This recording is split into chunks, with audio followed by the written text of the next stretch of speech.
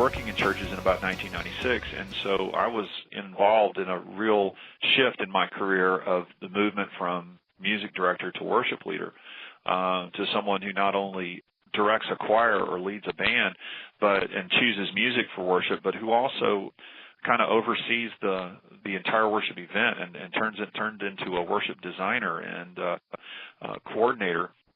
This journey that is a worship service, I think, is probably for me one of the most important parts of it. That it doesn't just happen. That there is a progression to what we do.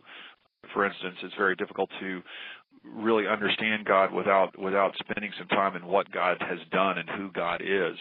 For instance, a worship service that has nothing but supplication in it really isn't the whole story, any more than a worship service that is all praise of God is not the complete journey. It's only one aspect of our relationship with God.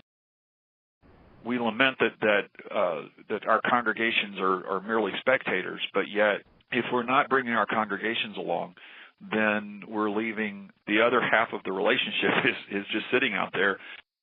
I think every leader has a genuine desire for the congregation to participate. They have a genuine desire to share their heart and be part of a synthesis of worship that is everybody that is in the room.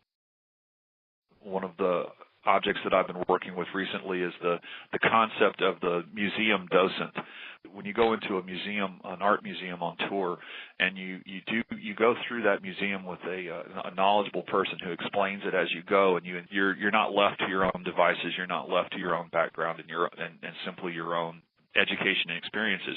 You get to share in the experiences and education and the development and knowledge of other people, and you engage with that art in a completely different way. I'm not saying that God's a work of art. That's not what I mean. But but looking at that is, what if we as leaders on the platform kind of offered ourselves as worship docents and we guided our congregations through the worship process?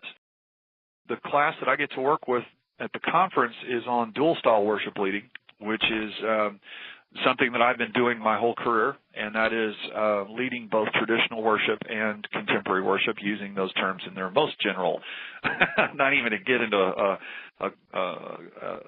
quarrel over what those words mean, but basically a choral-driven, choir-driven, or choir-led musical experience in worship, and a band-led musical experience in worship, and the challenges and advantages of being the person who's in charge of both.